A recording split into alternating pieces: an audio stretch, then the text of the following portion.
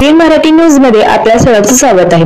ताज्या बातम्यांसाठी एबीएन मराठी न्यूजला सबस्क्राइब। गुरुदेव दत्त प्रतिवर्षाप्रमाणे ह्या वर्षी सुद्धा दत्त जयंती कार्यक्रम दिनांक 8/12 रोजी रविवारी चालू झाला।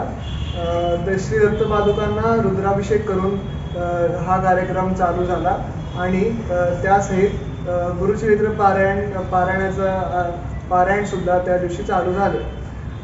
तरी रोज दुपारी माध्यान्ह आरती आणि संध्याकाळी 7 वाजता नामजप, तसेच त्याच्यानंतर संध्याकाळची आरती आणि त्यानंतर भजन सेवा ही सुरू आहे।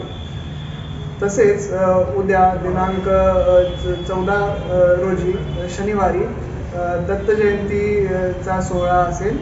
तरी सकाळी दत्त पादुकांना लघुरुद्राभिषेक करून सकाळी आरती होईल।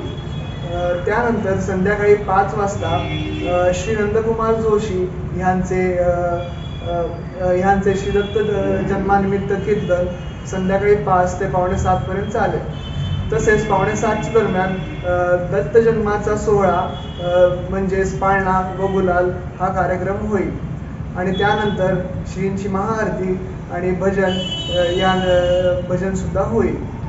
तसेच पुढच्या दिवशी म्हणजे रविवारी दिनांक 15 रोजी गुरुचरित्र पारायणाची समाप्ती होईल आणि तसेच उत्सवाची सांगता होईल। तरी सर्व दत्त भक्तांना विनंती आहे की सर्वांनी दर्शनाचा लाभ घ्यावा आणि श्री गुरुचरणी हीच प्रार्थना की सर्वांना गुरूंनी आशीर्वाद द्यावा। धन्यवाद।